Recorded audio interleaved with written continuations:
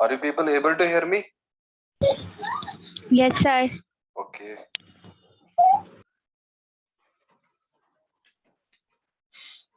Chalo, what I told you in the last class? IQ of anaerobic respiration. IQ नहीं, RQ, RQ. RQ. तो अब देखो, अब बता दो मुझे एनारोबिक रेस्पिरेशन का क्या होगा RQ? Infinite. Very good, infinite होगा. जरा क्यों इनफाइनाइट होगा?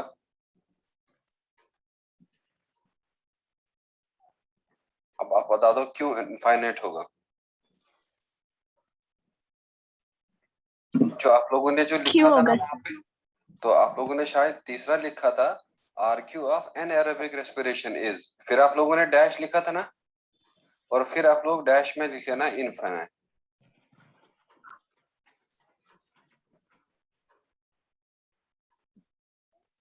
RQ of anaerobic respiration is infinite. अब जरा मुझे आप लोग कोई एग्जांपल बता दो एनारोबिक रेस्पिरेशन का.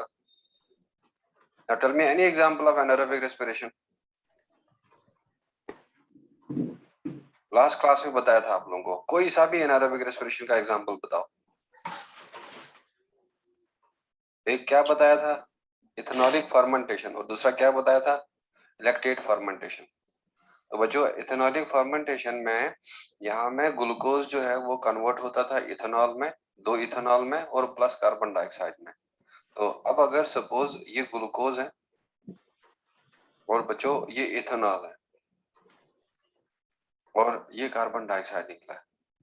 अब देख लो इसमें क्या एनारोबिक रेस्पिरेशन में कहीं ऑक्सीजन यूज होगा? नो. सो CO2 कितना इवॉल्व हो गया, 2CO2, और ऑक्सीजन कितना यूज हुआ है, 0. तो anything divided by 0 is equal to what? That is infinite या इनफिनिट. इसीलिए याद रख लेना, एनारोबिक रेस्पिरेशन का ये आपको असाइनमेंट दिया था, उस फिल इन द ब्लैंक में लिख लेना इनफिनाइट, और या साइन डाल देना और नीचे एक्सप्लेनेशन लिख सकते हैं आप. Now what was the this anaerobic what was the RQ of carbohydrates? बच्चों कार्बोहाइड्रेट का क्या था RQ?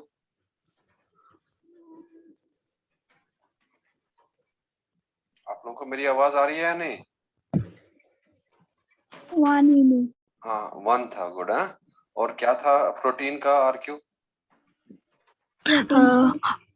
1 0.9. 0.9. और फैट्स का 0.7. 0.7.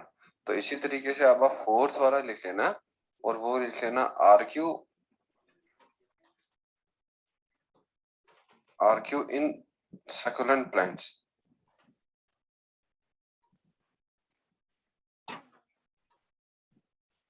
RQ in succulent plants is 0 due to insufficient oxygen.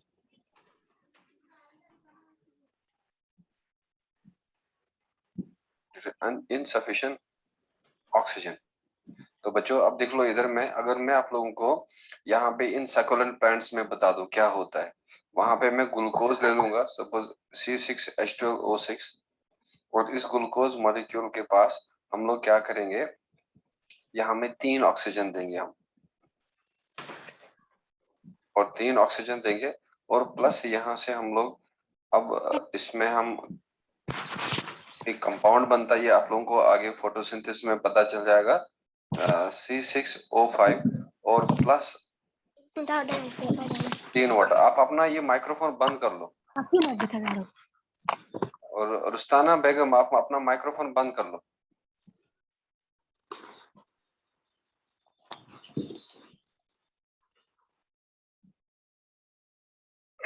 चलो यहाँ पे 3 वाटर मॉलिक्यूल हो गया.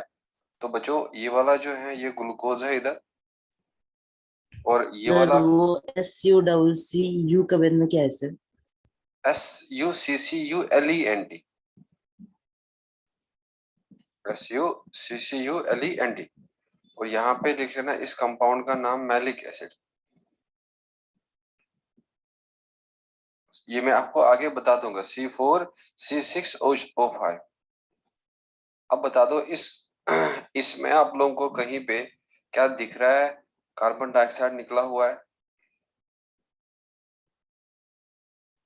बच्चों, इसमें क्या आप लोगों को दिख रहा है कहीं पे कार्बन डाइऑक्साइड निकला हुआ है? नहीं, खाली क्या यूज हुआ है? ऑक्सीजन। और जब ऑक्सीजन कम यूज होगा तो उस वक्त क्या होगा? वहां पे पूरा का ऑक्सीडेशन होगा ही नहीं। तो ऑक्सीडेशन जब नहीं होगा तो कार्बन डाइऑक्साइड रिलीज नहीं होगा। तो अब अगर आप यहाँ पे देखेंगे RQ, जरा बता दो मुझे किसके बराबर होगा? कार्बन डाइऑक्साइड क्या हुआ है? कार्बन डाइऑक्साइड क्या इवॉल्व हुआ है? 0। और ऑक्सीजन कितना यूज हुआ है? 3। तो अब देखो बच्चों यहाँ पे ये किसके बराबर होगा? This will be equal to 0।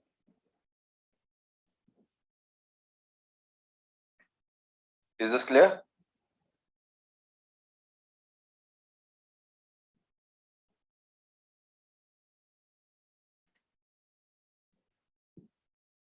तो ये था सक्युलेंट प्लांट्स का, जिनका बाहर में थोड़ा सा हार्ड होता है और अंदर में फ्लशी होता है।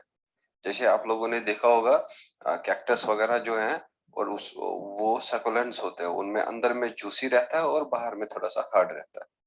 तो ये है रिगार्डिंग दे सक्युलेंट्स का RQ। तो अब आप लोग लिख लेना RQ of organic acids. RQ of organic acids is greater than 1।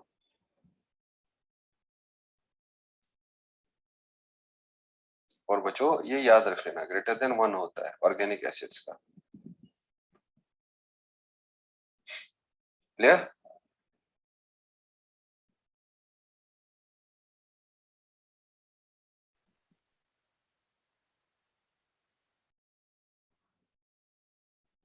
Sir ये आरक्यू क्या होता है?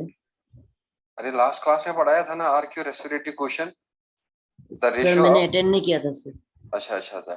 RQ क्या होता है? CO2 रेस्पिरेशन के समय कितना इवॉल्व होगा और डिवाइड बाय ऑक्सीजन कितना यूज होगा, तो उसको हम लोग कहते हैं RQ। तो अब कार्बोहाइड्रेट का जब हमने देखा था तो आपको थोड़ा सा दिक्कत हो जाएगा फिर। तो C6H12O6।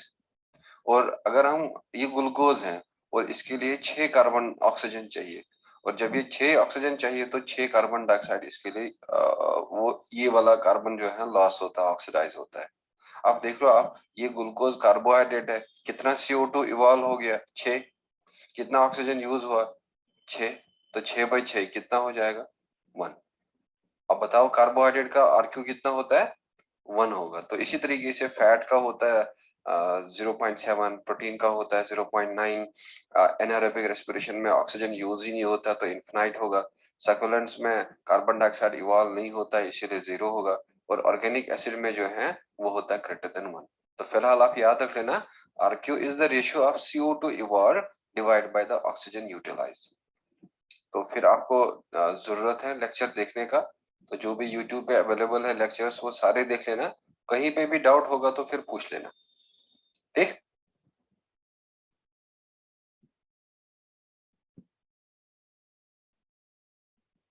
तो बच्चों अगर सपोज मैं यहाँ पे आप लोगों को लिखूं कि जो ऑक्सैलिक एसिड है, और ऑक्सैलिक एसिड के केस में for example oxalic acid has RQ of 4। तो अब देखो 4 जो है ग्रेटर देन 1 है। तो इसी तरीके से सक्सिनिक एसिड का RQ जो है, succinic acid has RQ of 1.14।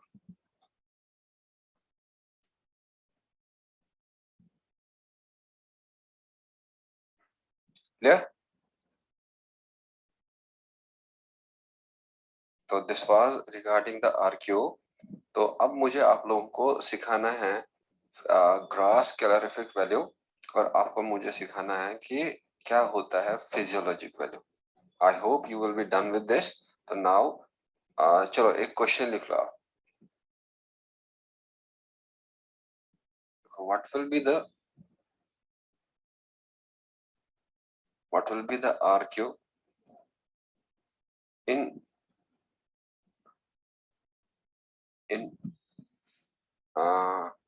fat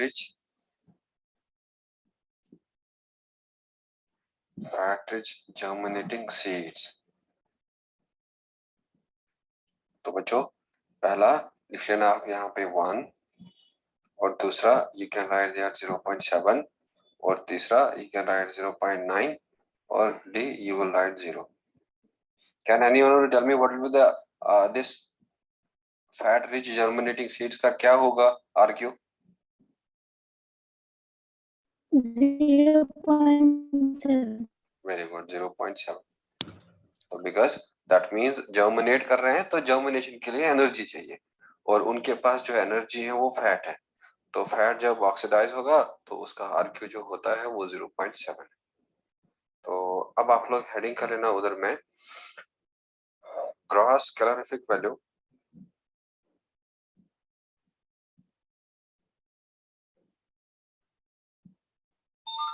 and physiologic value.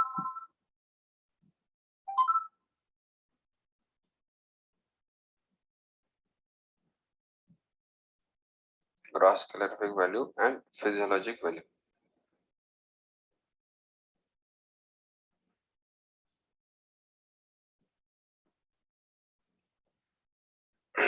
तो देखो बच्चों, ग्रॉस कैलोरीफिक वैल्यू और फिजियोलॉजिक वैल्यू से थोड़ा सा आपको पहले इनिशियल कुछ चीज सीखना है। सो इसमें लिख लेना the heat energy released in our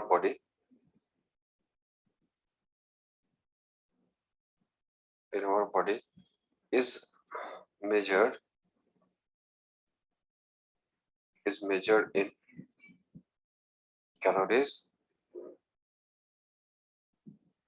या आप लोग लिख सकते हैं kilo calories. Sir value and के बाद क्या है? हाँ, gross calorific value and physiologic value, PHYSIOLOGIC। और यहाँ पे लिखना है the heat energy release in our body is measured in kilo calories, और इसको हम लोग शॉर्टली KCAL कहते हैं, और you can write there kilo joules. तो बच्चों या तो हम इसको शॉर्टली कहते हैं KJ,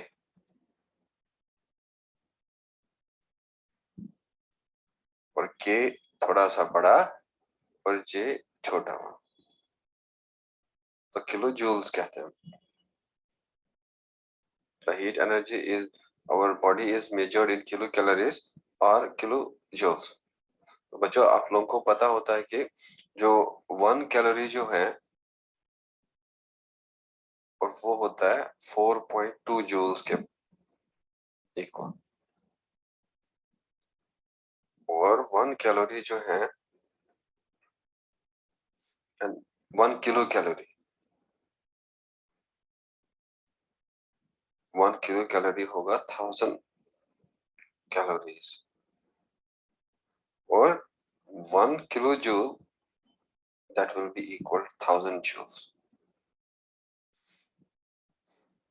जैसे 1 केजी होता है 1000 ग्राम के बराबर, और वैसे ही 1 किलो कैलोरीज 1000 कैलोरीज हो गया।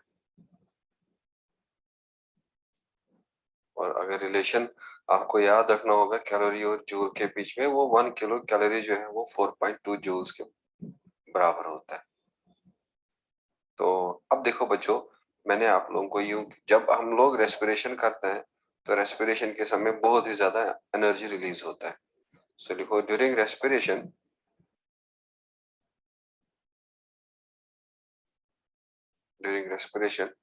a great amount of energy is released.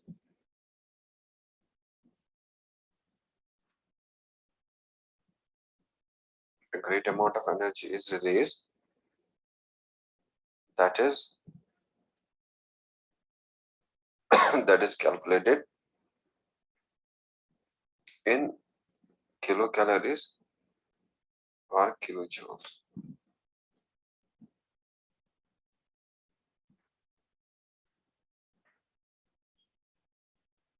Are you done with this?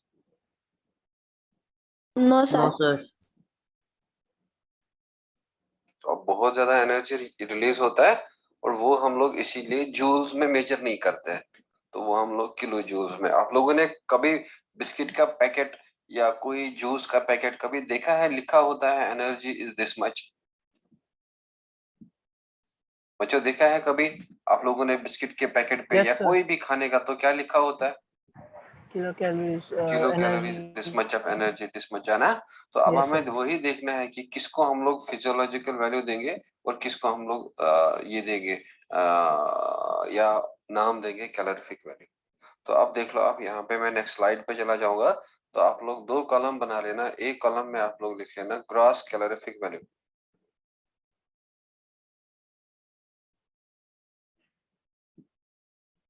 और दूसरे में आप लोग लिख लेना फिजियोलॉजिक वैल्यू। और उसके बाद में आपको न्यूमेरिकल सॉल्व करवाऊंगा, और वो न्यूमेरिकल तब सॉल्व होगा जब आप पहले याद रखेंगे जो मैं ये पढ़ा रहा हूँ। और जो भी बच्चा आज पहला क्लास कर रहा है वो अब पुराना टेंशन नहीं लेगा कि मुझे पुराना नहीं आता, अब मुझे ये नहीं आएगा। तो बस हमें इस चैप्टर में थोड़ा सा पार्ट पढ़ना है, उसके बाद हम नेक्स्ट चैप्टर स्टार्ट करेंगे। और वो बच्चा भी टेंशन नहीं लेगा। तो अब मैं क्या करूं, सारे लेक्चर्स यूट्यूब पे अवेलेबल हैं, और यूट्यूब पे अगर आपको समझ नहीं आया तो वापस आएंगे तो मैं आपको और समझा दूंगा। तो अब देखो इधर बच्चों, यहाँ में क्या होता है, it is the amount of energy released, it is the amount of energy released when 1 gram of food, when 1 gram of food is burned, और यह आप लोग ऑक्सीडाइज पर लिख लेना, is burned outside the living body।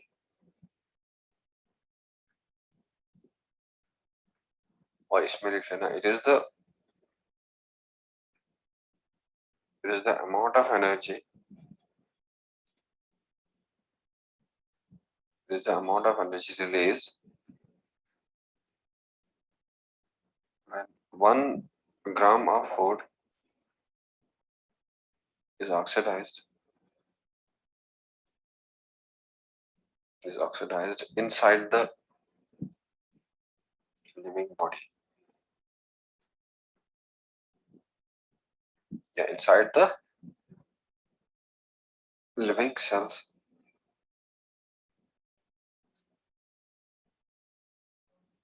living cells of body। तो ये main difference है। तो बच्चों ये भी मेजर किया जाता है किलो कैलोरीज में।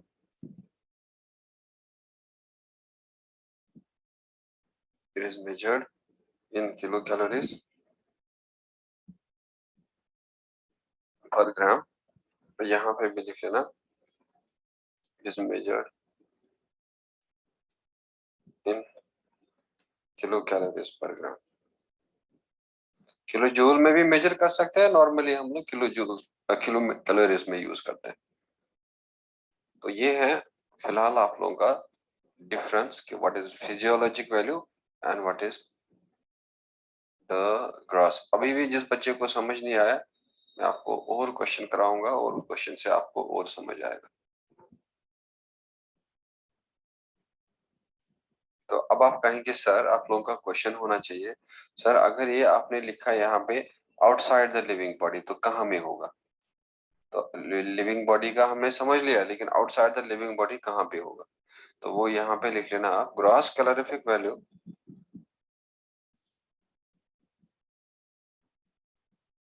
Gross calorific value is measured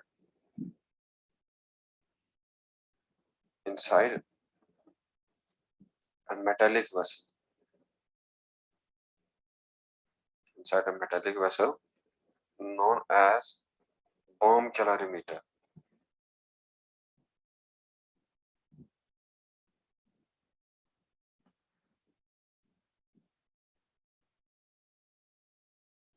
Gross calorific value is measured inside a metallic vessel known as bomb calorimeter in presence of oxygen।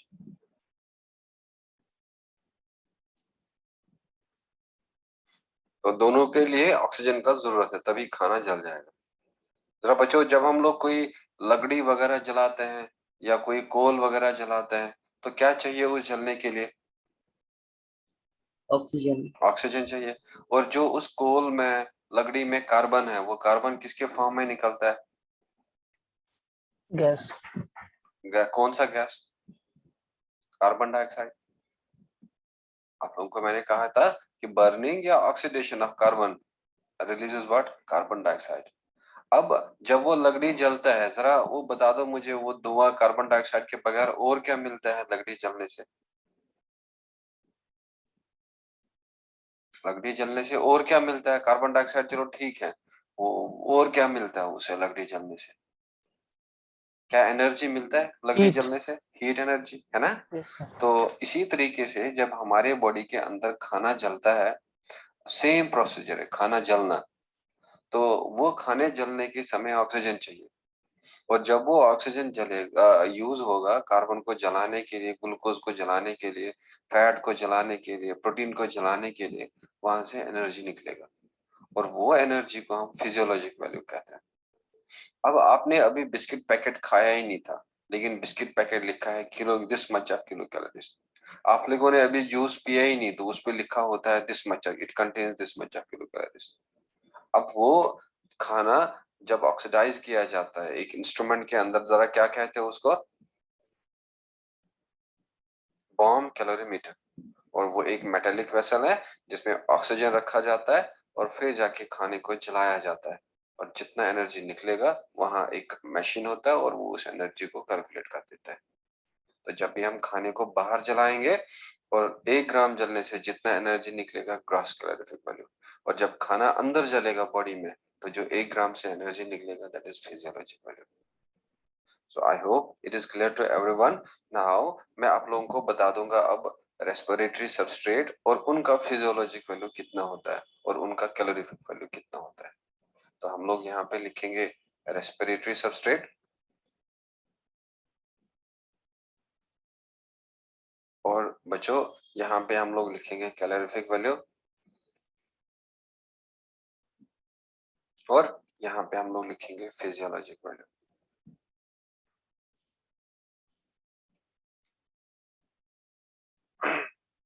तो ये कैलोरीफिक वैल्यू भी हम लेंगे किलो कैलोरीज पर ग्राम में, और बच्चों ये भी हम लेंगे किलो कैलोरीज पर ग्राम में। और जरा मुझे बता दो, सबसे प्रेफरेबल रेस्पिरेटरी सबस्ट्रेट कौन सा होता है? कार्बोहाइड्रेट। Very good, carbohydrate. तो बच्चों कार्बोहाइड्रेट के बाद कौन सा होता है सेकंड प्रेफरेबल? फैट। फैट्स। और तीसरा वाला क्या होता है? प्रोटीन। प्रोटीन। प्रोटीन्स होगा।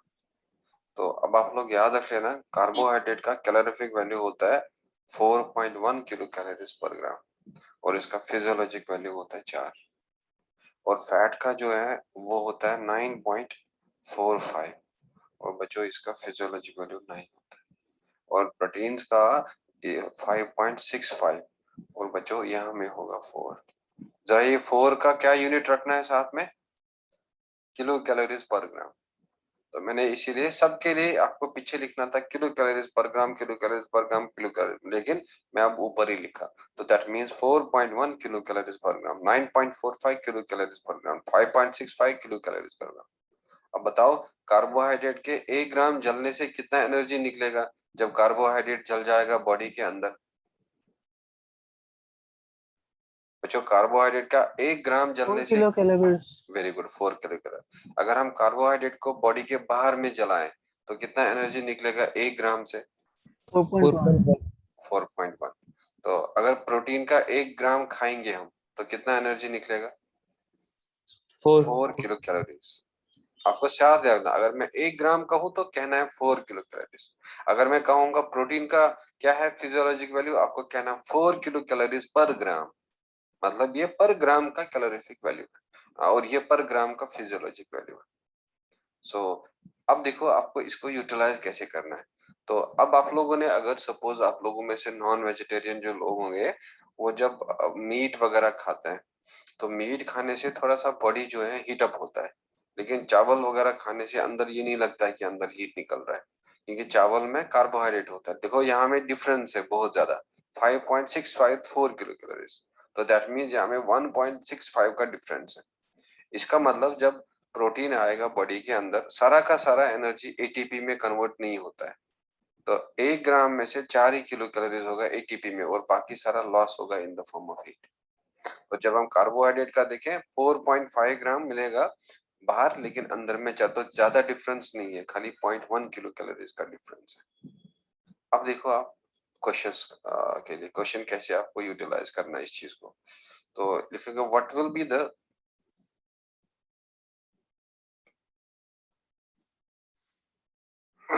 what will be the energy intake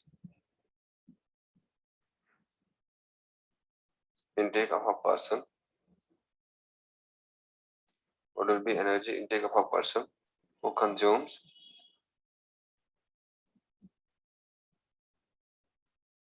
मैं सिंपल कैलकुलेशन के लिए खाली 10 लिखते जाऊंगा। 10 ग्राम ऑफ स्टार्च,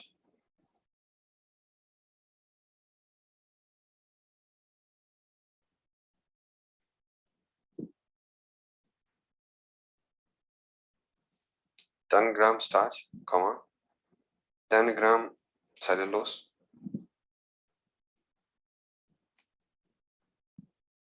10 ग्राम लेंगे काइटिन, 10 ग्राम लेंटिल्स, बच्चों 10 ग्राम लिख लेना यहाँ में casein, 10 gram you can write here ghee, 10 gram you can write here butter,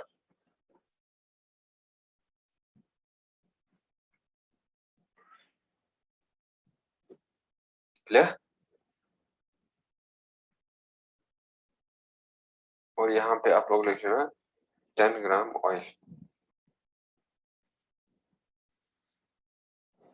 चलो अब बता दो मुझे क्या होगा एनर्जी इनटेक इस पर्सन का।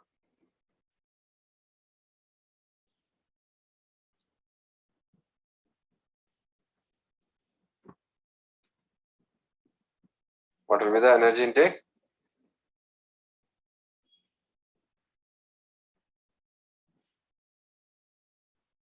क्या कोई बच्चा बता सकता है?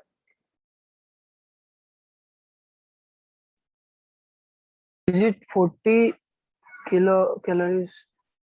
चलो अब देखो आप लोग इसका आंसर क्या होगा। सबसे पहले बच्चों मैं कार्बोहाइड्रेट को लूंगा, हाँ? और आपको पता चल जाएगा कि कैसे ये क्वेश्चन करना है।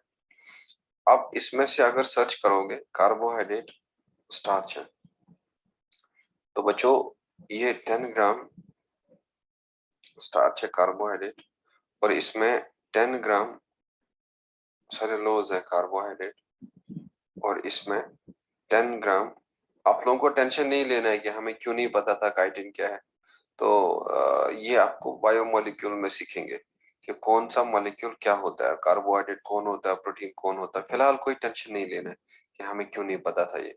अब देखो बच्चों 1 ग्राम स्टार्च खाने से, स्टार्च कार्बोहाइड्रेट है, 1 ग्राम खाने से कितना एनर्जी मिलता है? क्या आप ये 40 किलो। और 1 ग्राम से 4 किलो कैलोरीज। अब ये बंदा है, ये इंसान है, तो अब इसके बॉडी में जाएगा खाना, तो इसीलिए इनसाइड द बॉडी होगा। क्या इनसाइड द बॉडी आप फिजियोलॉजिक वाले यूज करेंगे या कैलोरीफिक वाले यूज करेंगे? फिजियोलॉजिक वैल्यू करें, तो अगर 1 ग्राम कार्बोहाइड्रेट खाने से 4 किलो कैलोरीज मिलता है, तो यहाँ 10 है, तो मतलब यहाँ मिलेगा 40 किलो कैलोरीज। बच्चों सेलुलोज हमारी बॉडी में डाइजेस्ट ही नहीं होता है, तो इसीलिए सेलुलोज की जगह में मैं 0 कर लूंगा, तो यहाँ पे लिख लेना 0 किलो कैलोरीज। और काइटिन हमारे बॉडी में डाइजेस्ट नहीं होता है, तो इसीलिए ये एनर्जी नहीं देगा, तो होगा 0 kilo calories. Are you done with this? No, No, sir. sir.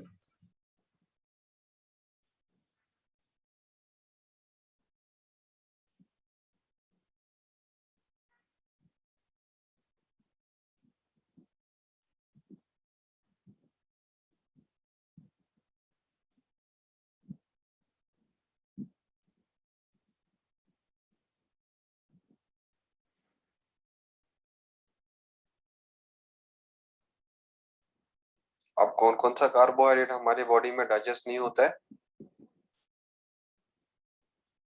Cellulose and chitin. Cellulose and chitin, और ये तीनों जो है ये कार्बोहाइड्रेट है। Should I move to the next slide? Yes sir. Yes, sir. Sir अब देखो, मैं नेक्स्ट वाला जो है इधर मैं वैसे ही आप नीचे लिखते जाना, मैं लिखूंगा अब यहाँ में फैट्स, या चलो मैंने सेकंड प्रोटीन दिया है तो प्रोटीन लिखूंगा मैं। तो बच्चों प्रोटीन में मैंने 10 ग्राम लेंटिल्स दिया है। तो लेंटिल्स मतलब जो सीरियल्स वगैरह रहता है तो उनमें प्रोटीन रहता है। तो जब हम प्रोटीन की बात करें तो हम कहेंगे 10 इंटू 4, तो वो होगा 40 किलो कैलोरीज। और अगर मैं वहाँ केसिन की बात करी तो बच्चों केसिन जो है वो मिल्क प्रोटीन होता है। तो केसिन कौन सा प्रोटीन होता है? Milk protein. मिल्क। तो इस मिल्क प्रोटीन में अगर केसिन है तो 10 इंटू 4 वो कितना हो जाएगा? 40 किलो कैलोरीज। तो देखो प्रोटीन मैंने दो ही बताए इस क्वेश्चन में, एक है लेंटिल्स और एक है केसिन। तो अब बता दो आप लोग घी वगैरह क्या होता है? सर हम से लगेगा सर, है ना? प्रोटीन और तो क्या? अब घी अगर फैट है तो क्या लूंगा मैं? 10 ग्राम ऑफ व्हाट? घी। तो वो 1 ग्राम से कितना एनर्जी निकलता है? 1 ग्राम से कितना एनर्जी निकलता है? 9। 9 किलो किलो। तो 10 ग्राम से कितना लेगा? 10 इंटू 9 मीन्स 90 किलो कैलोरीज। तो बच्चों 10 ग्राम ऑफ मैंने बटर बताया, और बटर भी फैट है, तो इसमें हम लोग लेंगे 10 इंटू 9, वो लेंगे 90 किलो कैलोरीज। और फिर मैंने आपको कहा 10 ग्राम ऑफ ऑयल, तो बच्चों ऑयल में भी फैट ही होता है, तो 10 इंटू 9 तो वो हो जाएगा 90 किलो कैलोरीज। तो अब बता दो मुझे टोटल कितना हो जाएगा ये?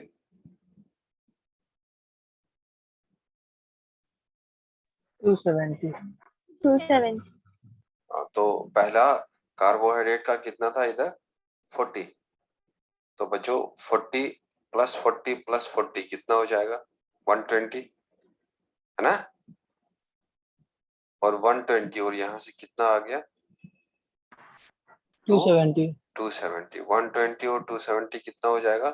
390। 390। तो दैट मीन 390 किलो कैलोरीज हो।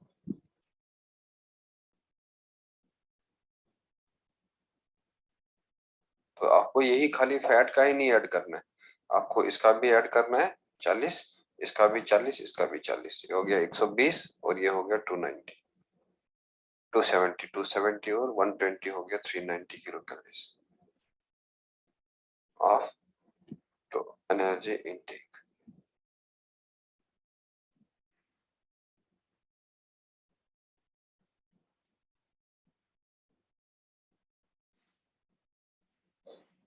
तो यहाँ पे आप लोग लिख लेना carbohydrates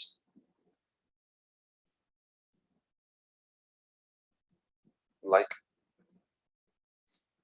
cellulose, जैसे मैंने काइटिन बताया, और एक और कार्बोहाइड्रेट मैं आपको बता दूंगा, inulin, are not digested and metabolized in our body.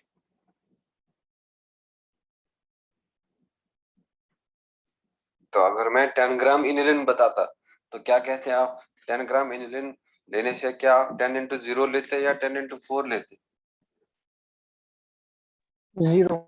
10 into 0, because inulin is also a carbohydrate which cannot be digested in our body, which cannot be metabolized in our body. Clear?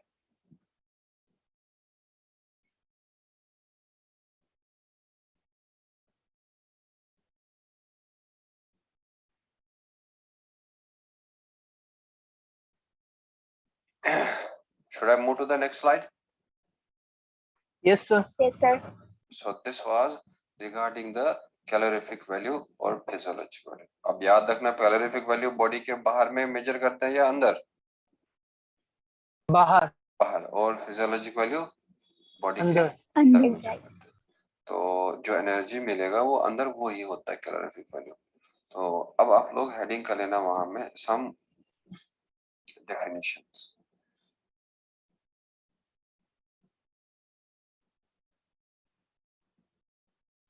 तो बच्चों definition में आप लोगों ने लिखा है, पहले मैं थोड़ा सा रिवाइंड करवा दूंगा तो बट ये आप लोगों ने लिखा हुआ है। जरा ग्लाइकोलाइसिस क्या होता है?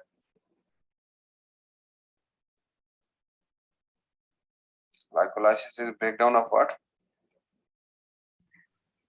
Of glucose by enzyme. Very good. Glycolysis is breakdown of glucose. तो किसमें? Energy and pyruvic acid. Very good. तो फिलहाल हम लोग शॉर्टली यहाँ पे लिखेंगे टू डू बाय रिपीट। अब देखो बच्चों, आप लोगों को एक याद रखना है, gluconeogenesis.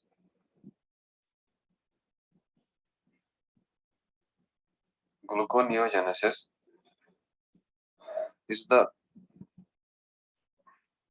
synthesis of glucose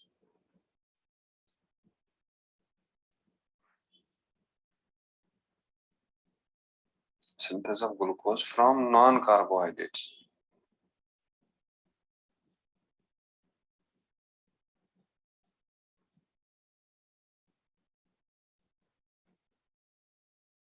From non-carbohydrates like जैसे हम फैट्स लेंगे और या जैसे लेंगे अमीनो एसिड्स।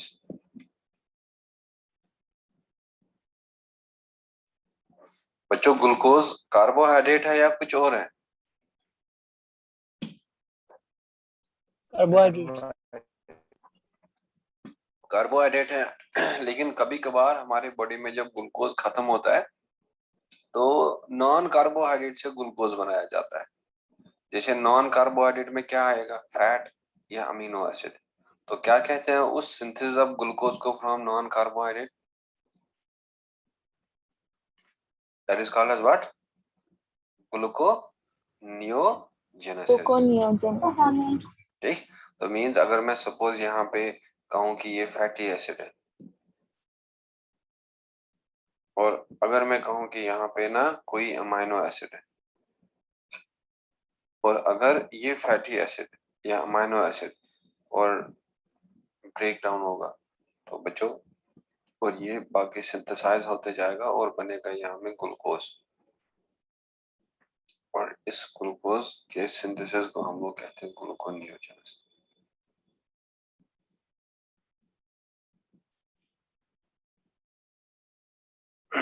तो अब नेक्स्ट पॉइंट लिख लेना यहाँ में, glycogenesis is the synthesis of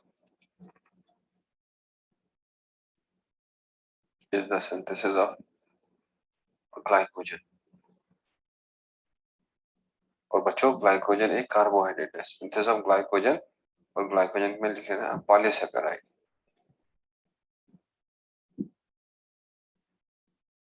और मींस पॉलीसैकेराइड भी कार्बोहाइड्रेट ही होता है।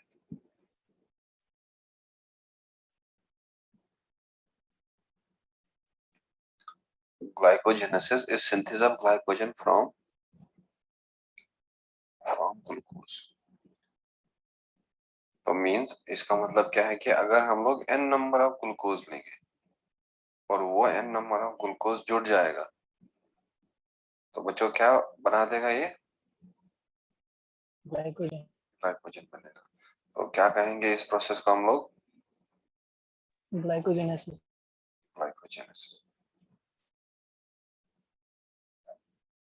और ये ग्लाइकोजन याद रख लेना, एक रिजर्व फूड होता है इन एनिमल्स,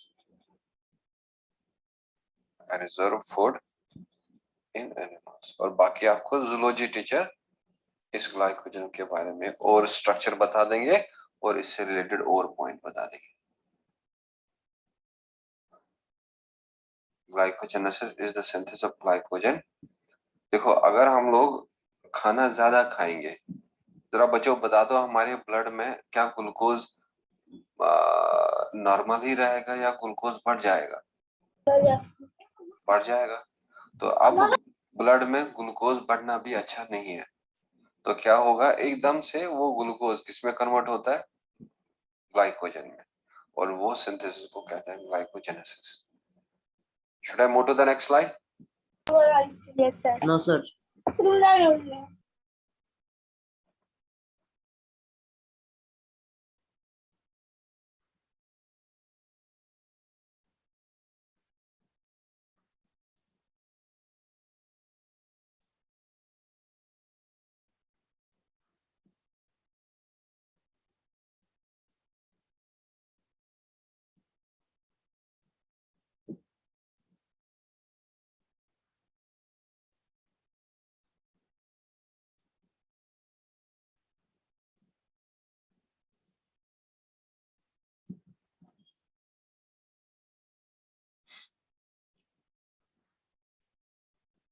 अब हो गया?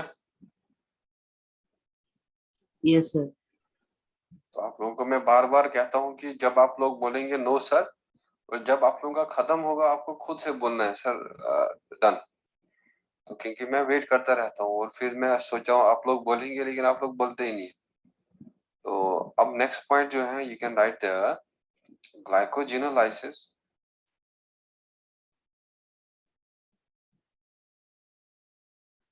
Glycogenolysis is the breakdown of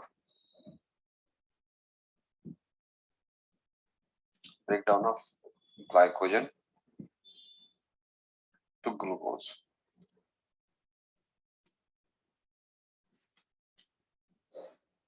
Glycogenolysis is the breakdown of glycogen to glucose.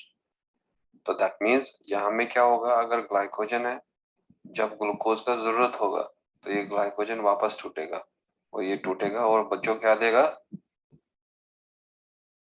n number of glucose, because इसमें बहुत ज्यादा ग्लूकोज स्टोर होता है और इस प्रोसेस को हम लोग कहते हैं ग्लाइकोजेनोलाइसिस, मींस ग्लाइकोजन का ब्रेकडाउन।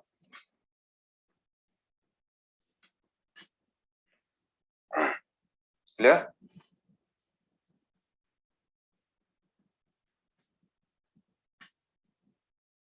तो अब क्या डिफरेंस है ग्लाइकोजेनेसिस और ग्लाइकोजेनोलाइसिस के बीच में?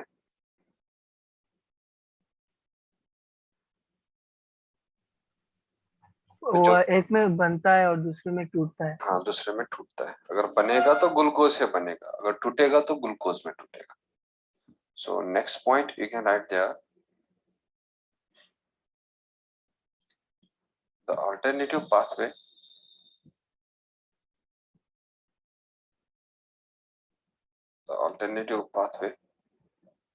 of glucose oxidation.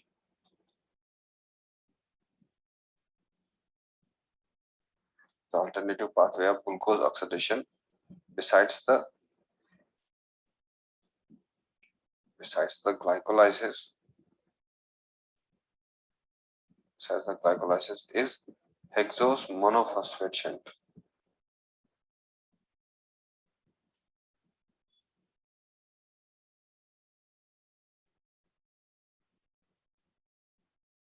Hexose monophosphate shunt. Clear? Yes, sir. या इसको हम हेक्सोस मोनोफॉस्फेट पाथवे भी कहते हैं।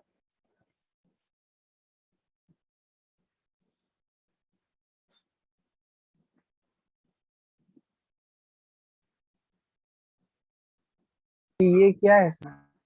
तो मैं अभी बता दूंगा। हेक्सोस मोनोफॉस्फेट पाथवे, और यहाँ हम इसको शॉर्टली एचएमपी शंट भी कहेंगे। द अल्टरनेटिव पाथवे लिख लेना इधर। The alternative pathway of glucose oxidation besides the glycolysis is hexose monophosphate shunt या hexose monophosphate pathway या HMP shunt कहते हैं इसे। बच्चों, कौन सा पाथवे आप लोगों ने सीखा जो ग्लूकोज को ऑक्सीडाइज करता है? कौन सा पाथवे अभी तक आप लोगों ने सीखा जो ग्लूकोज को ये करता है, ब्रेक डाउन करता है? ग्लाइकोलाइसिस है ना, फिर जाके क्रेब्स साइकिल वगैरह देखा। तो बच्चों, ग्लाइकोलाइसिस के बगैर भी एक अल्टरनेटिव पाथवे है जो ग्लूकोज का ऑक्सीडेशन कर सकता है। जरा बता दो क्या नाम है उस पाथवे का? Hexose monophosphate. Hexose monophosphate shunt, hexose monophosphate pathway. और या इसको हेक्सोस मोनोफॉस्फेट पाथवे कहते हैं। तो अब देखो यहाँ में अगर सपोज ग्लूकोज होगा ना, तो वो ग्लूकोज जो है वो कन्वर्ट होता है ग्लूकोज 6 फॉस्फेट में, और मैं आप लोगों को शॉर्टली बताते जाऊंगा। तो ग्लूकोज 6 फॉस्फेट जो है वो फाइनली कन्वर्ट होता है राइबोलोस 1,5 फॉस्फेट, राइबोलोस 1 फॉस्फेट।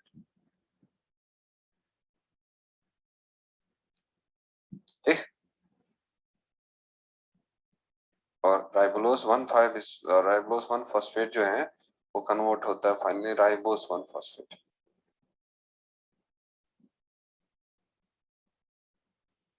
और यहाँ पे जाके इस शंट को हम लोग कहेंगे एचएमपी शंट, और इस एचएमपी शंट में ऑल्सो NADPH बनता है, और यहाँ में NADP पॉजिटिव आता है, तो बच्चों यहाँ में NADPH बनता है।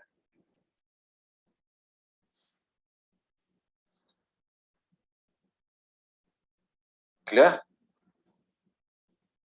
Yes sir. और अब जरा बता दो ग्लाइकोलाइसिस के बगैर कौन सा पाथवे जो है जो ग्लूकोज को ऑक्सीडाइज कर सकता है? एचएमपी शंट या एचएमपी पाथवे। और एचएमपी शंट में ग्लूकोज 6 फॉस्फेट किस में कन्वर्ट होता है? फाइनली राइबोस 1 फॉस्फेट में कन्वर्ट होता है, और प्लस उससे NADPH भी बनता है। सर NADPH मतलब? हाँ, NADPH का NADH जैसा होता है, लेकिन इसमें फॉस्फेट आ जाता है, तो इसीलिए फिर क्या कहते हैं? NADPH। नाइकोटिनिमाइड।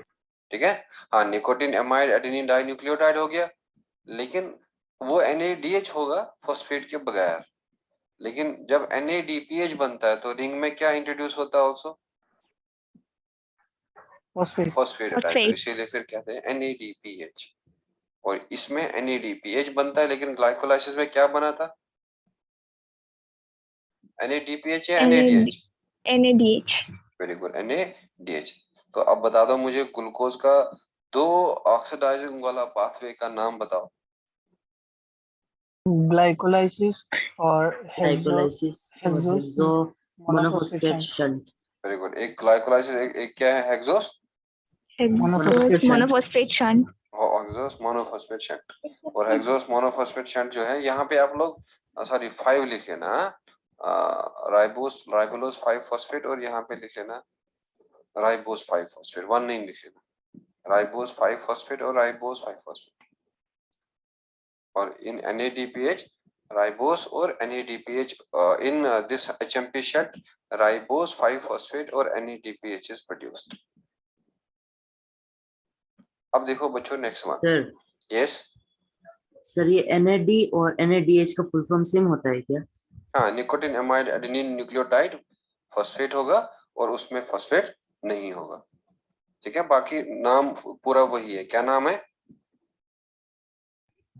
Nicotine amide adenine diphosphate. Nicotine amide adenine dinucleotide phosphate, और उसका होगा निकोटिन एमाइड डाइन्यूक्लियोटाइड। तो ये इसका डिफरेंस है, बाकी फॉस्फेट का डिफरेंस है। आप लोगों को मैं अभी डिफरेंस स्ट्रक्चर भी दिखा दूंगा, तो स्ट्रक्चर बनाने का जरूरत नहीं है, वो आप लोगों के लिए बहुत हैवी हो जाएगा, वो MSc वगैरह में इंसान पढ़ता है, तो यहाँ में जरूरत नहीं है फिलहाल आप लोगों को। तो अब आप लोग यहाँ पे देखो, मैं आप लोगों को पहले NADH का ही स्ट्रक्चर दिखा दूंगा,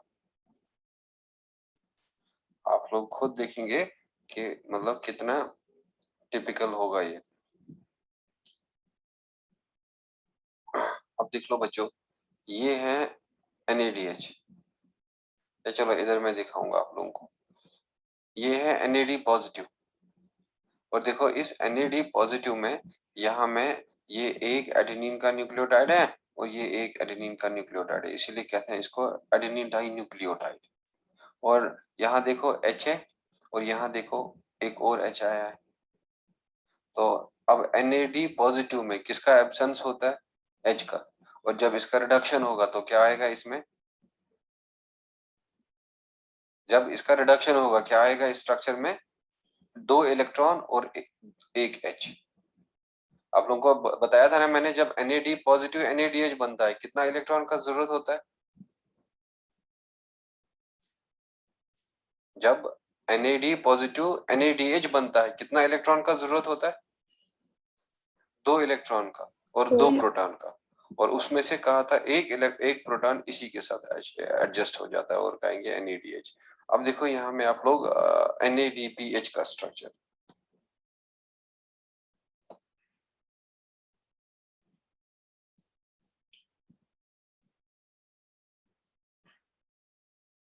अब देखो यहाँ पे क्या आया एक्स्ट्रा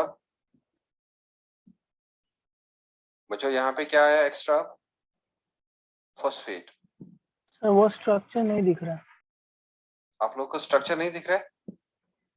नो सर। नहीं सर। ओके चलो देन, तो आप लोग फिलहाल मतलब इतना, क्योंकि ये जूम खाली जूम को ही रिकॉर्ड कर रहा है, तो यहाँ पे देखो अगर सपोज एक रिंग है इसमें NADH में, तो उस NADH के रिंग में ना यहाँ में OH होता है, तो जब OH होगा तो कहेंगे NADH।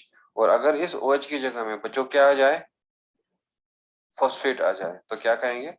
NADPH। Clear? Yes sir. Yes sir. Yes sir. तो ये है रिगार्डिंग इस हेक्सोस मोनोफॉस्फेट शंट के बारे में। और अब हमें नेक्स्ट देखना है रिगार्डिंग बीटा ऑक्सीडेशन। देखो the oxidation of fatty acids, the oxidation of fatty acids is called as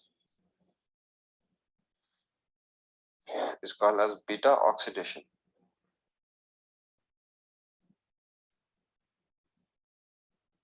The oxidation of fatty acids is called as beta oxidation.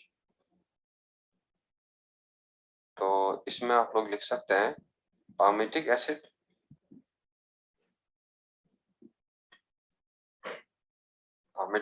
और बच्चों palmitic acid जो है वो एक 16 कार्बन एटम फैटी एसिड होता है। Sir palmitic acid वाला spelling? हाँ, PALMITIC, palmitic acid and stearic acid. और स्टेरिक एसिड में याद रख लेना 18 कार्बन होता है। और कॉमन फैटी एसिड्स,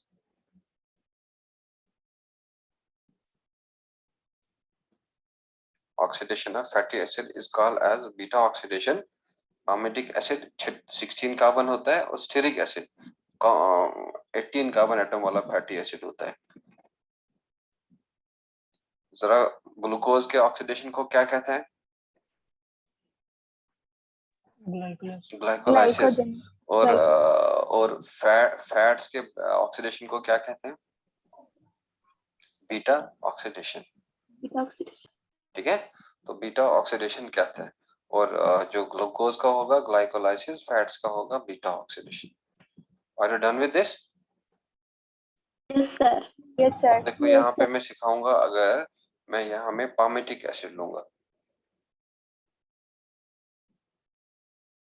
तो बच्चों इस पामेटिक एसिड एक ब्रेक करने से हमें जो टोटल एनर्जी मिलता है और वो मिलेगा लगभग 131 ATPs मिलता अगर इसका बीटा ऑक्सीडेशन होगा। तो मैं यहाँ लिखूंगा पामेटिक एसिड का बीटा ऑक्सीडेशन से हमें प्रोड्यूस होता है 131 ATP, और अगर यूज होता है 2 ATP। जरा टोटल बता दो, टोटल कितना ATP होगा? 129। 129।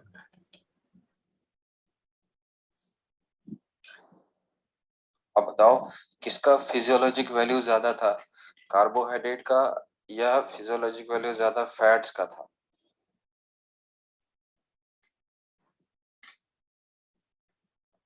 फिजियोलॉजिक वैल्यू ज्यादा फैट्स का था या फिजियोलॉजिक वैल्यू ज्यादा कार्बोहाइड्रेट्स का था? फैट्स का। फैट्स का कितना था? ना 9 किलो कैलोरीज पर ग्राम। क्या था? 9. 9। और अब देखो एक ग्लूकोज मॉलिक्यूल से कितना एटीपी बनता है? एक ग्लूकोज मॉलिक्यूल से कितना एटीपी बनता है टोटल? 4। अरे भाई टोटल कितना बनता है? एक full oxidation of one glucose releases how many ATP? Full oxidation of one glucose releases how many ATP? 480. हाँ, अरे full oxidation of glucose during the aerobic respiration कितना एटीपी रिलीज करता है? इतना सारा बता के आप लोगों को ये भी अभी तक ये भी याद नहीं है। 36 या 38 एटीपी। कितना? 36 सर। 36 or 36 या 38 एटीपी। अब बताओ कौन ज्यादा एनर्जी प्रोड्यूस कर रहा है? ग्लूकोज प्रोड्यूस कर रहा है या पामेटिक एसिड प्रोड्यूस कर रहा है? palmitic palmitic acid. तो पामेटिक एसिड का कितना अब कैलोरीफिक वैल्यू होना चाहिए ज्यादा, और वो कितना था? 9 किलो कैलोरीज। और कार्बोहाइड्रेट का कितना था? 4 ही किलो कैलोरीज। और अब देख लो पामेटिक एसिड के एक से निकला 129 एटीपी, लेकिन ग्लूकोज के एक ही मॉलिक्यूल से 36। इसीलिए फिजियोलॉजिक वैल्यू जो है फैट्स का ज्यादा होता है देन द कार्बोहाइड्रेट, और ऑलमोस्ट डबल होता है। तो यहाँ पे लिख लेना आप the physiologic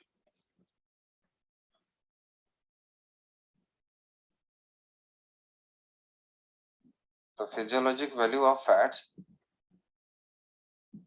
is almost double than carbohydrates, as fat breakdown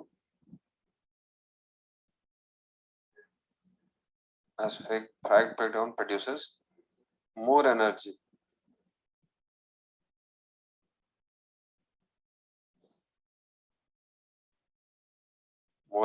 than carbohydrate.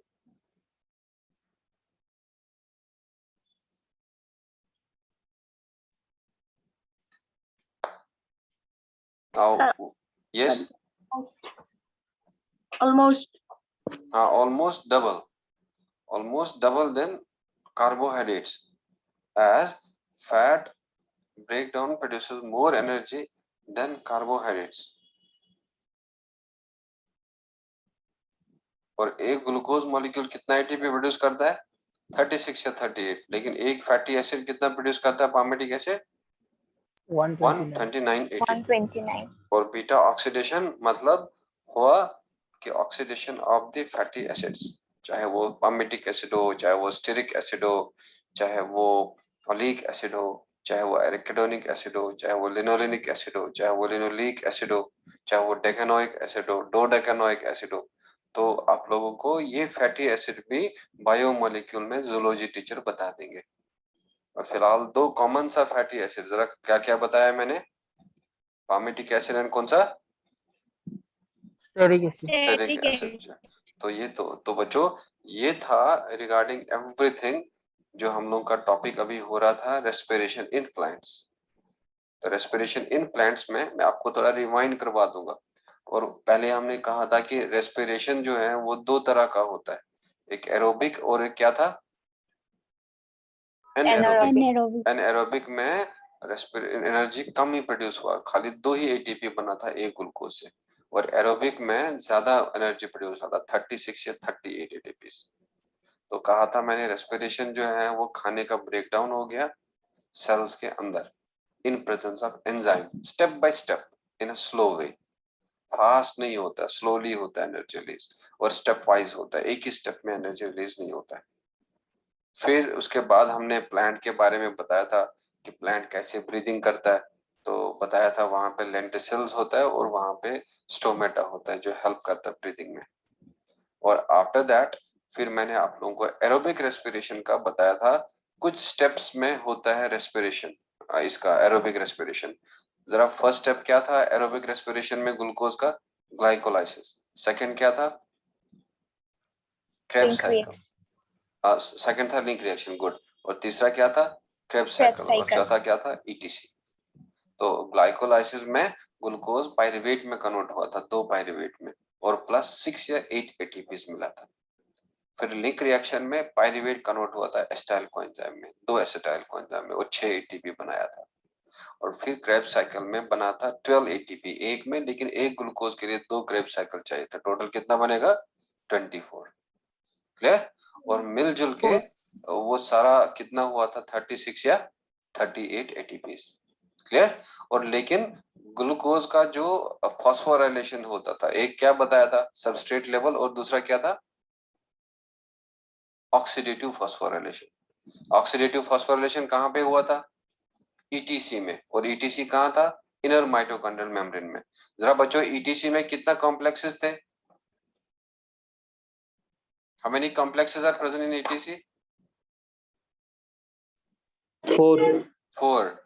Complex 1, complex 2, complex 3, complex 4, and that was associated with the complex 5. और complex 5 का नाम था ATP synthase। और फिर anaerobic respiration 2 टाइप था, अल्कोहलिक और लैक्टेट फर्मेंटेशन। और lactate fermentation में लैक्टिक एसिड कन्वर्ट बनता है पायरुवेट से, और अल्कोहलिक में इथेनॉल बनता है पायरुवेट से। अल्कोहलिक फर्मेंटेशन ईस्ट के अंदर होता है, और जो लैक्टेट फर्मेंटेशन वो बैक्टीरिया में होता है, और प्लस हमारे मसल्स में भी होगा जब ऑक्सीजन का डेफिशिएंसी हो जाए। और फिर आरक्यू बताया था, CO2 कितना इवॉल्व होता है और कितना ऑक्सीजन यूज होता है, उसका रेशियो का आरक्यू कहते हैं।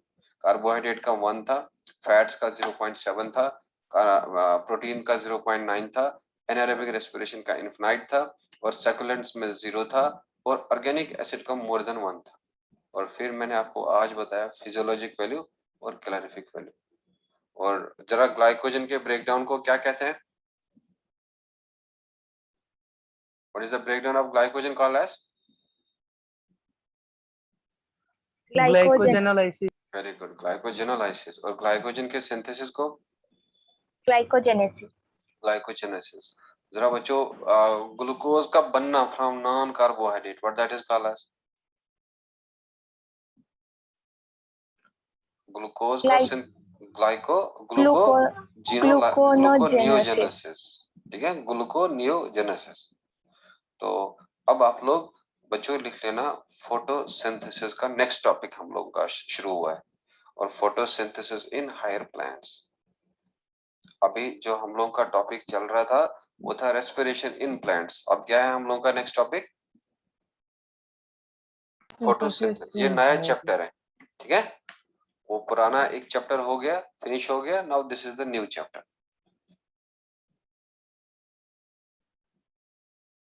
तो जो बच्चे अब क्लास अटेंड नहीं करे थे रेस्पिरेशन का, वो यूट्यूब पे देखते रहे, तो कम से कम अपना 20% टाइम उसके लिए डिवोट करें। और आप लोगों का टेस्ट भी है कल, तो उसमें वही आएगा जो मैंने आपको रेस्पिरेशन पढ़ाया अभी तक। तो अब हम लोगों को ये वाला जो मैं आज पढ़ाऊंगा फोटोसिंथेसिस, ये नहीं होगा टेस्ट में। तो इसमें आप लोग लिख लेना, plants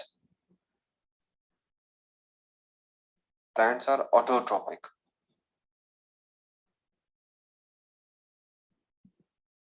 Plants are autotrophic as they synthesize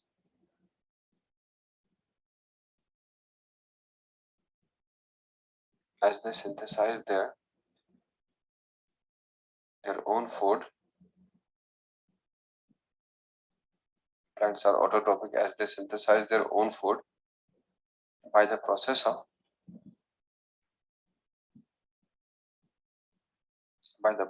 photosynthesis.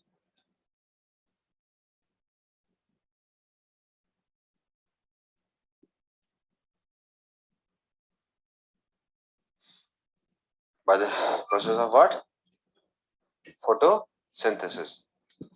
तो बच्चों, जो ऑर्गेनिज्म अपना खाना खुद ही बनाते तो उनको कहते हैं ऑटोट्रोपिक, और प्लांट्स उनमें से ऑटोट्रोपिक है। अब जो ये ग्रीन प्लांट्स हैं, इसमें हम देखेंगे कि फोटोसिंथेसिस कैसे हम डिफाइन कर सकते हैं। तो लिखो, photosynthesis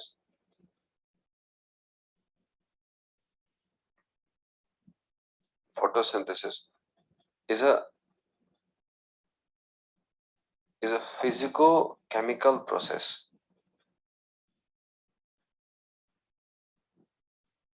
Photosynthesis is a physico-chemical process physico-chemical process by which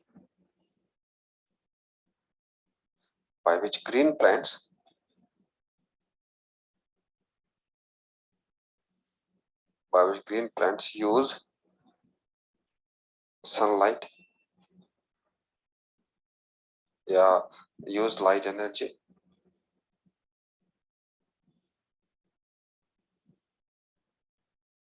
और ब्रैकेट में आप लोग लिख सकते हैं सनलाइट तो carry the synthesis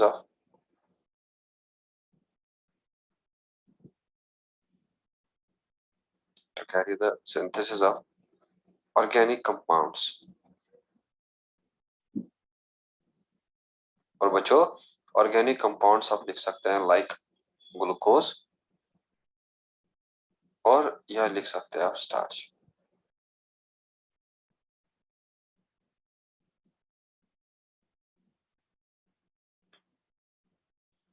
So photosynthesis is a physico-chemical process by which green plants use light energy to carry the synthesis of organic compounds like glucose and starch. अब देख लो बच्चों फोटोसिंथेसिस में क्या होता है जो प्लांट्स हैं वो सनलाइट को यूज करते हैं और सनलाइट को यूज करके वो बनाता है ग्लूकोज वो बनाता है स्टार्च और फिर खुद भी यूज करता है और हम लोग भी उस पर डिपेंडेंट हैं तो अब जो ऑटोट्रॉपिक हेटेरोट्रॉपिक ऑर्गेनिज्म है और वो ना प्लांट्स पे डिपेंडेंट होते हैं या तो वो इनडायरेक्टली डिपेंडेंट होंगे या तो वो डायरेक्टली डिपेंडेंट होंगे जरा बता दो आप फोटोसिंथेसिस में कौन कौन सा ऑर्गेनिक कंपाउंड यूजुअली बनता है ग्लूकोज और बच्चों या तो क्या बन सकता है स्टार्च कौन सा एनर्जी वो यूज करता है लाइट एनर्जी और अभी मैं आपको बता दूंगा इस फिजिको केमिकल का मतलब क्या है आप यही समझते हैं लाइट जो है एक फिजिकल यूनिट है और ग्लूकोज का बनना एक केमिकल है तो इसीलिए कहेंगे फिजिको केमिकल प्रोसेस जहां में लाइट यूज होता है और बनता है केमिकल जैसे ग्लूकोज है जैसे स्टार्च तो इसमें आप लोग लिख लेना नेक्स्ट पॉइंट जो भी हेटेरोट्रॉपिक ऑर्गेनिज्म है देखो the organism that cannot synthesize their food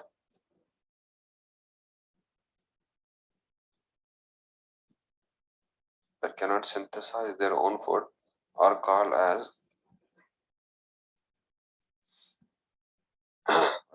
heterotropic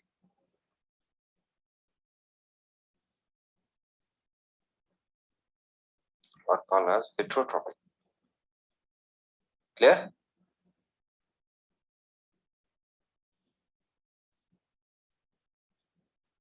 तो बच्चों अब हेटेरोट्रॉपिक ऑर्गेनिज्म जो है वो या तो डायरेक्टली डिपेंडेंट होते हैं या तो वो इनडायरेक्टली डिपेंडेंट होता है इसमें और कॉल्ड एज हेटेरोट्रॉपिक और फॉर एग्जांपल जैसे यहाँ पे लिख लेना आप animals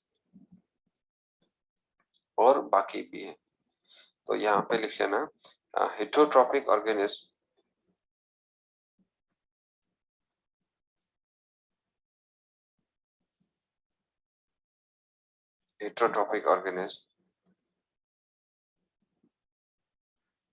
are either directly dependent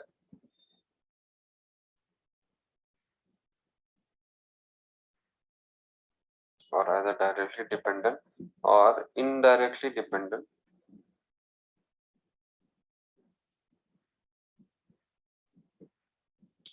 dependent on plants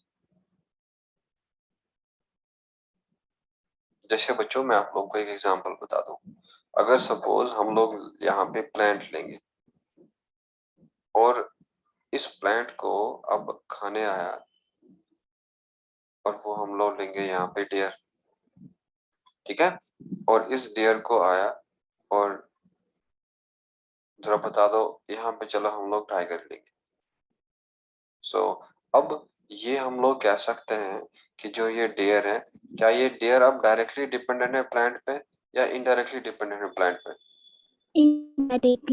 indirectly dependent तो अब बता दो बच्चों ये टाइगर क्या अब डायरेक्टली डिपेंडेंट है प्लांट पे या इनडायरेक्टली डिपेंडेंट है हाँ, इनडायरेक्टली डिपेंडेंट है। तो यहाँ पे आप लिख सकते हैं कि ये वाला जो है डायरेक्ट डिपेंडेंस,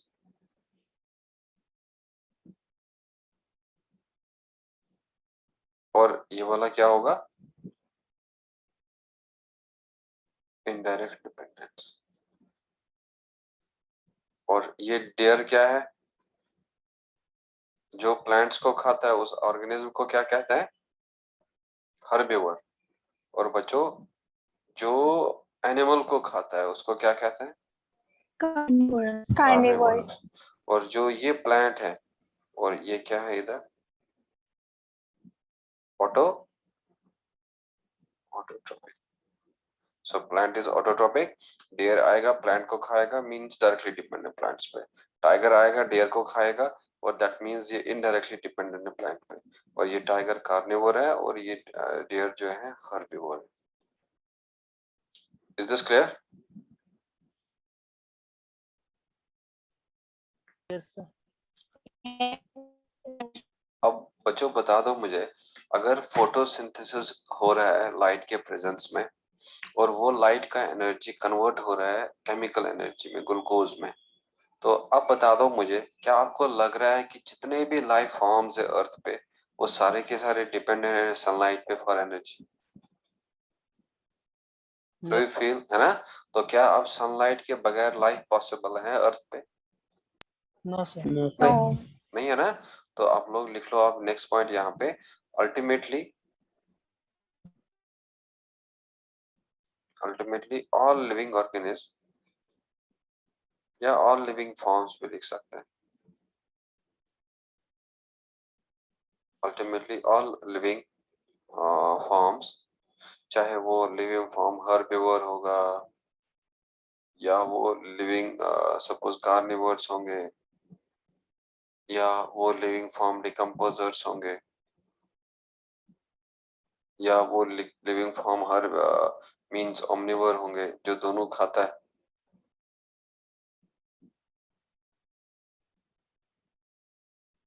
ठीक, ultimately all living forms on earth depend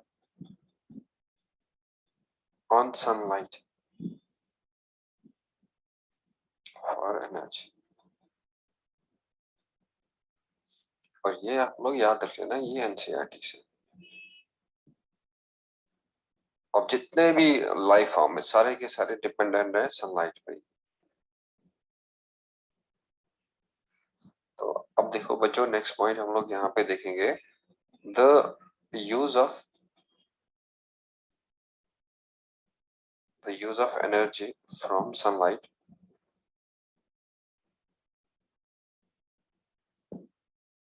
by plants for doing photosynthesis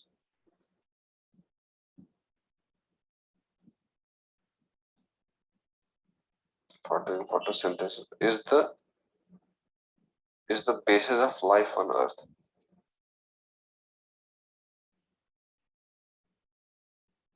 And this again you have to remember for photosynthesis, from NCERT।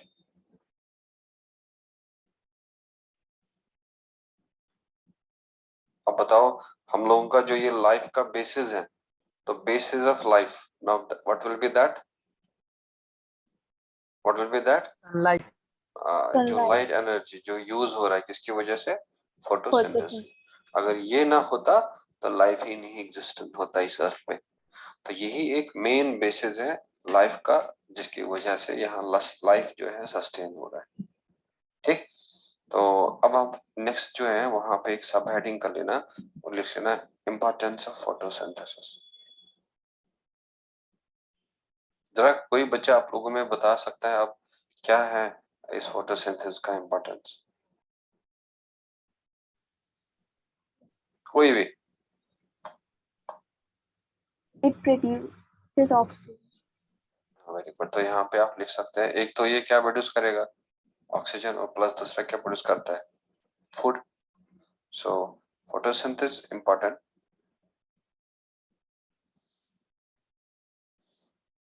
photosynthesis important due to two reasons.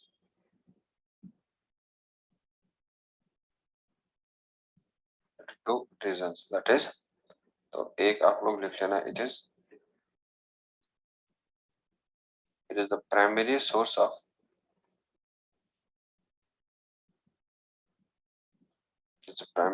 of all food on earth. जितना भी खाना अर्थ पे है तो primary source photosynthesis है। और दूसरा, it is responsible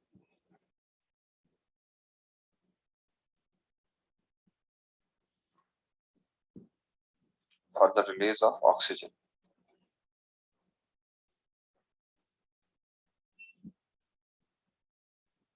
It is responsible for the release of oxygen to what? To what? Yeah. Atmosphere.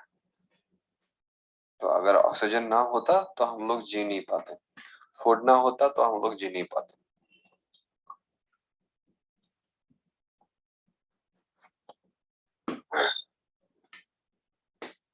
Now these are the two important importances of this photosynthesis. एक तो खाना सारा बनाता है जो भी अर्थ पे है, और प्लस दूसरा जो ऑक्सीजन है ये इसी वजह से फ्री ऑक्सीजन मिला हमें एटमॉस्फेयर में, और जिसको हम इनहेल करके यूज करते हैं बॉडी के अंदर। तो अब आप लोग एक और सब हेडिंग डाल देना और लिख लेना features of photosynthesis.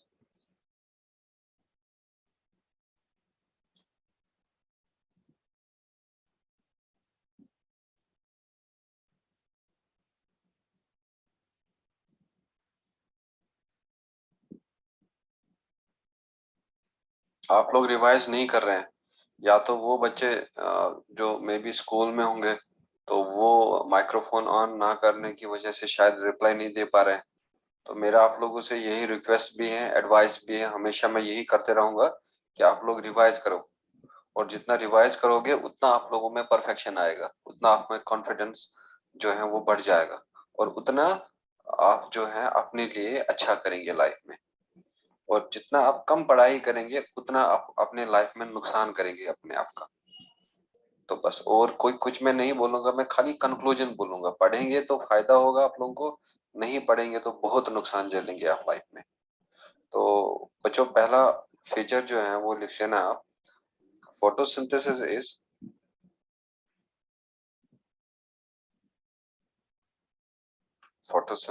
Is endergonic,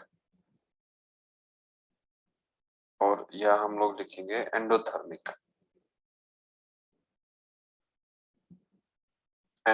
process.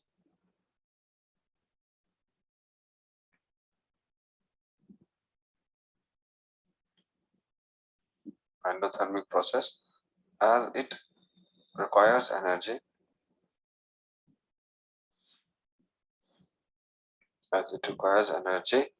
in the form of sunlight.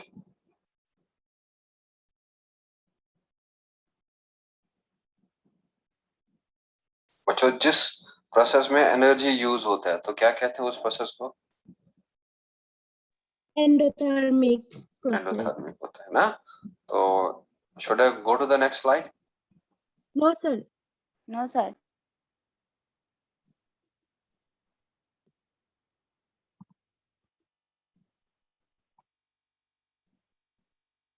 Sir done sir. चलो देखो नेक्स्ट वन, देखो photosynthesis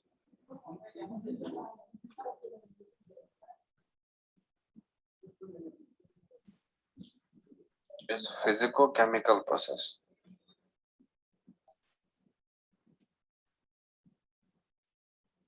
Photosynthesis is what?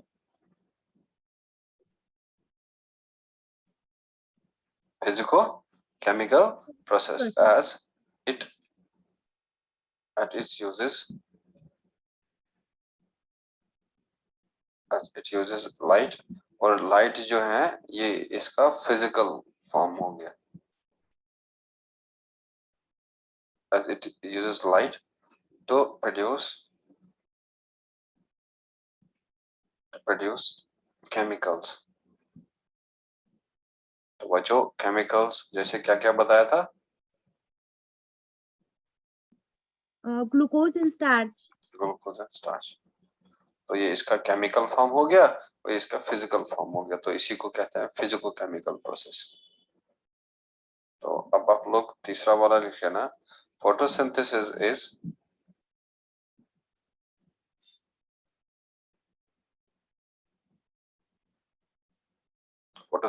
Is redox reaction या रिडॉक्स प्रोसेस भी लिख सकते हैं।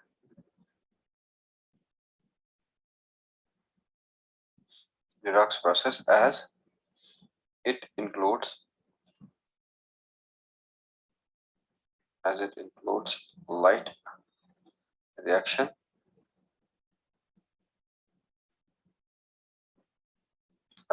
what? Light reaction, और light reaction में लिखना है an oxidation process and dark reaction।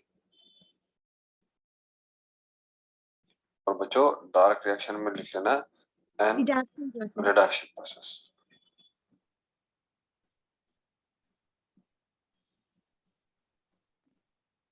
अब बता दो क्या कहते हैं उस रिएक्शन को जो बहुत रिड्यूसिंग होता है एज वेल एज ऑक्सीडाइजिंग होता है? Redox reaction. तो इसीलिए फोटोसिंथेसिस एक रिडॉक्स रिएक्शन है। आगे हमें पढ़ना है लाइट रिएक्शन में वाटर ब्रेक होता है, वाटर ऑक्सीडाइज होता है और इसमें लाइट का जरूरत होता है। और फोटोसिंथेसिस का जो नेक्स्ट फेज है डार्क रिएक्शन, इसी में ग्लूकोज वगैरह बनता है। और लाइट रिएक्शन में एटीपी बनता है और डार्क रिएक्शन में ग्लूकोज बनता है। तो ये डार्क रिएक्शन रिड्यूसिंग है और लाइट रिएक्शन ऑक्सीडाइजिंग है। तो फोटोसिंथेसिस के दो फेजेस हमें अब आगे देखना है, एक लाइट रिएक्शन, एक डार्क रिएक्शन। तो अब क्या होता है डार्क रिएक्शन, क्या होता है लाइट, ये हम यहाँ नहीं देखेंगे, ये हमें आगे एक्सप्लेन करना है। तो अब आप लोग नेक्स्ट वाला जो है feature, you can write there photosynthesis is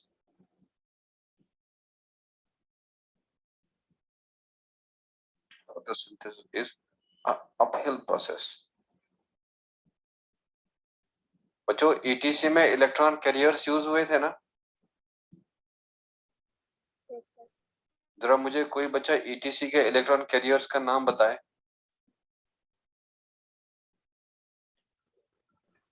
etc का इलेक्ट्रॉन कैरियर्स का नाम बताओ। Mobile electron carrier and bound electron carrier. Very good. हाँ, मोबाइल में क्या क्या था?